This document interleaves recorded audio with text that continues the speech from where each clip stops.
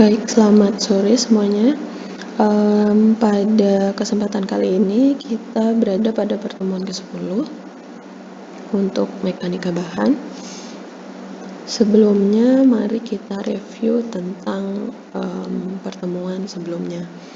Kalian pertemuan sebelumnya sudah belajar tentang pengertian, kemudian cara menghitung, kemudian cara menggambar tentang bidang inti atau keren. Nah, setelah ada koreksi, feedback, kemudian saya review bagaimana kalian menyelesaikan tugas, itu masih sebagian besar dari kalian mengerjakan dengan salah. Yang pertama, kalian harus menguasai tentang perkalian silang, terutama untuk mencari titik E dan F. Pada latihan soal yang kemarin, itu banyak sekali yang salah di bagian itu. Padahal perkalian silang itu harusnya kalian sudah pahami dan kalian sudah mengerti betul tentang perkalian silang. Jadi PR-nya adalah kalian harus belajar ulang kembali bagaimana mengerjakan perkalian silang untuk mendapatkan suatu persamaan. Oke, di note ya. And then yang kedua, kalian harus menyesuaikan koordinat-koordinat jika kalian itu menggambar bidang keren. Jadi tidak sembarangan. Jadi harus dipaskan koordinatnya. Jika dia masih ada di koordinat inti penampang, kalian jangan gambar inti keren itu di luar penampang. Itu bisa salah. Jadi untuk selanjutnya untuk menggambar bidang keren kalian harus skala ya. Harus skala garis, harus presisi, dan harus tepat koordinatnya. Kemudian ingat, notasi minus dan plus harus sesuai kuadran koordinatnya. Jadi jika di kiri kuadrannya itu yang X minus, yang Y adalah plus. Kemudian jika kuadrannya titik koordinatnya ada di kanan, X dan Y itu adalah notasinya adalah plus. Kemudian jika di kiri bawah, artinya X dan Y itu koordinatnya adalah minus. Kemudian jika koordinatnya ada di kuadran kanan bawah, itu artinya X-nya plus tapi Y-nya itu adalah minus. Oke, ini perlu diingat dan diperhatikan. Yang keempat, ini adalah kesalahan yang sangat fatal menurut saya. Jadi dijelaskan berulang-ulang, inersia itu per 12 bukan per 15. Di tugas yang sebelumnya masih saya temui bahwa rumus inersia itu per 15. Saya tidak tahu kalian dapatnya dari mana. Jadi segera diubah. Kalau inersia itu per 12. Kemudian pangkatnya itu pangkat 3 bukan pangkat 2. Jadi BH pangkat 3, HB pangkat 3. Jadi tidak ada HB pangkat 2 atau BH pangkat 2. Oke, ini di note dan dicatat. Jadi tidak ada kesalahan yang sama saat melakukan latihan-latihan soal selanjutnya. Jadi harus diingat keempat poin ini. Oke. Kemudian kita lanjut pada kegiatan belajar 10. Di sini kita akan belajar tentang tegangan pada bidang miring. Nah, di sini ada tegangan pada bidang miring akibat tegangan normal satu arah. Di sini ada bias 1, ada bias 2. Di sini ada tegangan normal ke kiri, tegangan normal ke kanan. Ini balok dengan beban aksial sentris kiri ke kanan dengan bias tinjauan adalah A, B, C. Jika balok 1 dan 2 ditarik oleh gaya P sentris, 1 dan 2 ditarik oleh P sentris, balok 1 dan 2 kemudian ditarik oleh gaya P sentris, akan dicari tegangan yang bekerja pada bidang BC. Jadi akan dicari tegangan pada bias miring ini yang membentuk sudut theta dengan arah gaya. Jadi membentuk sudut nantinya. Nah, jika kita tinjau bidang A, B, dan BC, jadi bias tinjauan tegangannya seperti ini. Jadi ada beban aksial ke kiri karena beban P tadi tarik ke kiri, dan ini ketarik ke bawah yang ini. Jadi seperti ini. Ada tau tegangannya, kemudian pada AB bekerja tegangan pada AB bekerja tegangan P per ABT. AB. T itu adalah tebal atau lebar penampang batang. Jika dia sebuah kayu, T itu adalah tebalnya. AB ini jaraknya. Kemudian pada BC bekerja tegangan normal dan tegangan geser karena dia bidang miring. Yang tegangan normal itu yang ini, tegangan geser yang ini. Tegangan normal itu tegak lurus BC. Jika tegangan geser itu adalah searah BC. Ingat, tegangan normal itu tegak lurus bidang, namun tegangan geser itu yang searah. Yang ini tegangan geser. Gaya normal yang bekerja pada BC itu Pn. Ini rumusnya adalah tau theta BC kali T tebal. Kemudian gaya geser yang bekerja pada BC itu adalah tau theta BC kali T tebalnya. Ini adalah bias tinjauan dengan gaya yang sejajar, kemudian dan gaya tegak lurus bidang. Ini bentukan sudutnya, kemudian ini adalah beban aksial, PT itu adalah gaya gesernya yang searah, PN itu adalah gaya normal yang tegak lurus bidang. Next. Kondisi keadaan seimbang berlaku. Kita lihat di sini dalam arah normal bidang BC. Di sini ditemukan rumusnya nanti adalah tau 1 sin pangkat 2 theta. Kemudian dalam arah bidang BC, kalau ini tegangan normalnya, kalau ini adalah tegangan gesernya. Ditemukan rumus tegangan gesernya setengah tau 1 sin 2 theta.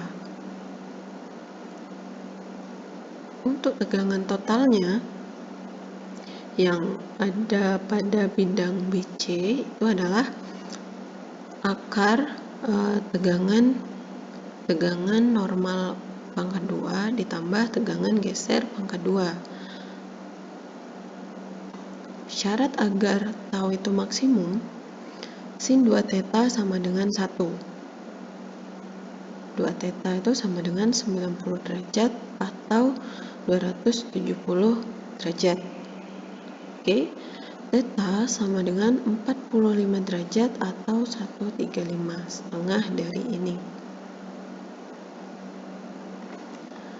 And then Selanjutnya kita akan bahas tegangan normal dua arah yang saling tegak lurus. Jadi ada tau 1, dia menarik sisi kiri, sisi kanan, kemudian tau 2, ini tegak lurus sisi atas dan sisi bawah. Dijelaskan pada gambar ini adalah arah tegangan yang saling tegak lurus pada bias tinjauan. Saling tegak lurus pada bias tinjauan.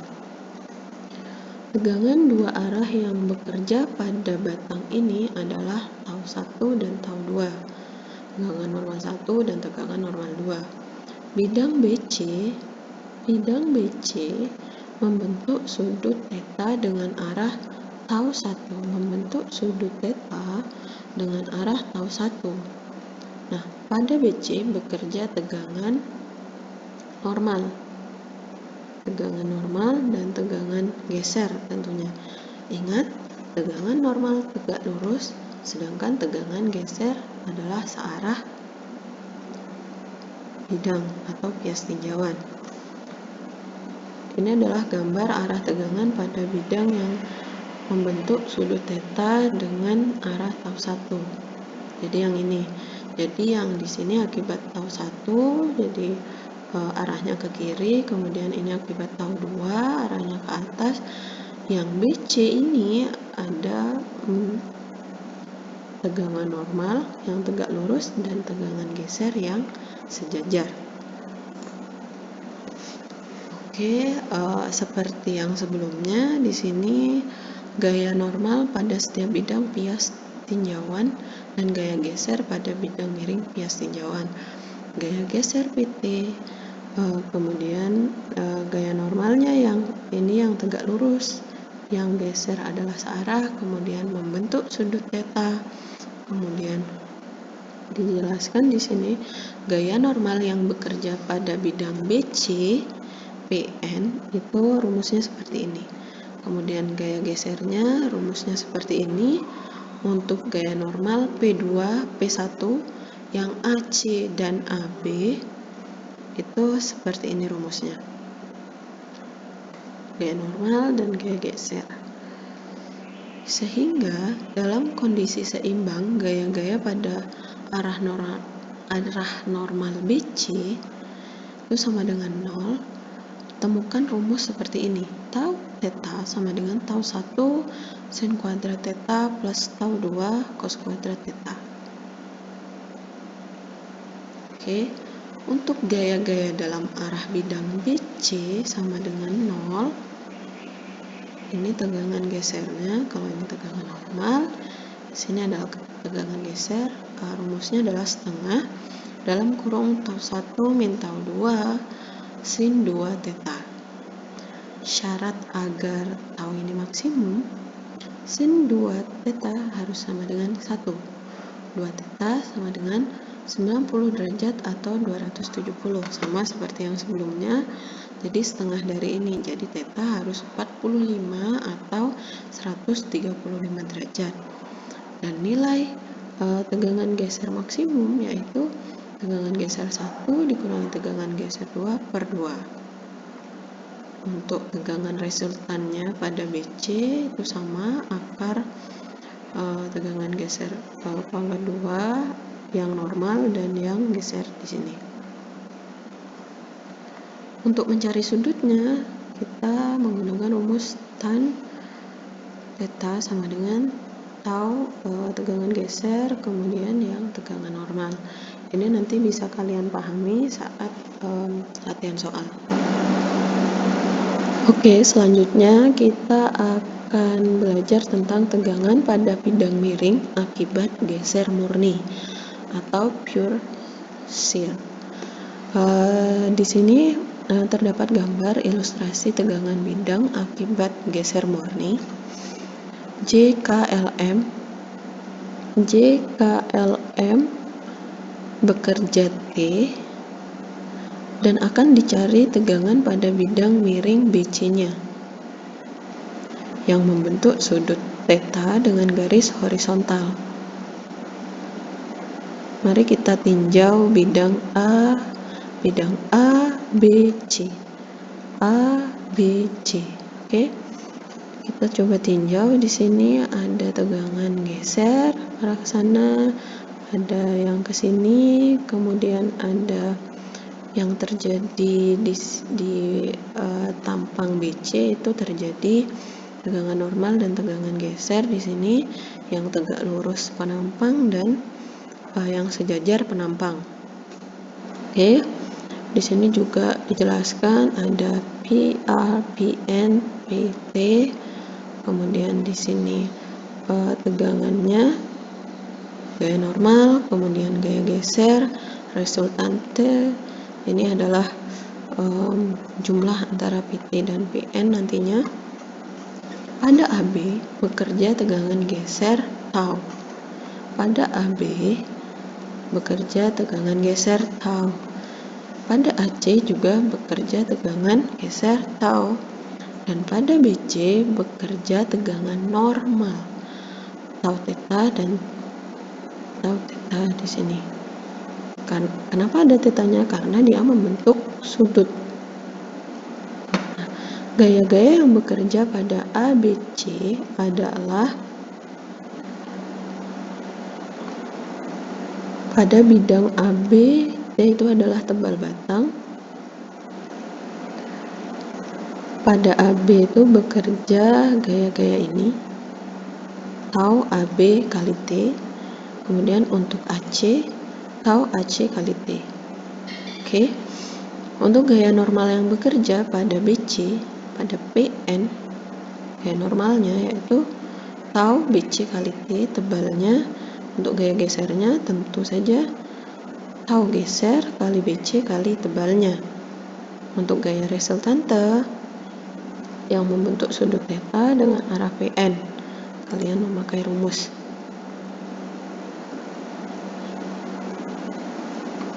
Nah, dalam kondisi seimbang, gaya-gaya pada arah normal BC ini sama dengan penjelasan yang sebelumnya. Dengan runtutan rumus seperti ini ditemukan bahwa tau theta itu adalah tau kali sin 2 theta. Kemudian keseimbangan arah bidang BC terkait dengan tegangan geser itu adalah tau cos 2 theta. Oke. Untuk resultante BC-nya kalian cukup dengan memakai rumus akar tau theta kuadrat tambah tau theta kuadrat seperti ini. Dan untuk mencari sudutnya kalian juga cukup menggunakan rumus ini. Theta sama dengan 90 derajat min 2 theta. Nah, jika theta ini sama dengan 0, maka cos 2 theta adalah 0. 2 theta itu 90 derajat dan 270. Jadinya theta itu menjadi 45 dan 135 karena dibagi 2, sehingga didapat rumus seperti ini. Tau sin 2 theta itu adalah tau sin 2 kali 45. Kesimpulannya adalah pada bidang miring yang membentuk sudut 45 atau 135 dengan garis horizontal, maka tegangan yang bekerja adalah tegangan normal sama dengan tegangan geser. Ingat, jika pada bidang miring itu membentuk sudut 45 atau 135 derajat dengan garis horizontal, maka tegangan yang bekerja adalah tegangan normal sama dengan tegangan geser. Jadi, jika suatu penampang dia membentuk sudut 45 atau 135, itu otomatis tegangan normal dan tegangan gesernya adalah sama. Oke, ini sebagai note. Selanjutnya, untuk materi ini akan saya sampaikan pada pertemuan ke-11 nanti, sekaligus kita membahas contoh soal dan latihan soal. Oke. Mungkin untuk saat ini cukup sekian. Terima kasih atas atensi dan perhatiannya. Selamat belajar. Ingat apa yang disampaikan di awal. Kalian harus belajar lagi tentang inersia, kemudian perkalian silang, kemudian bagaimana menggambar suatu koordinat itu sesuai kaidah dan sesuai dengan ukuran. Jadi harus berskala. Baik, saya cukupkan sekian. Terima kasih. Selamat sore.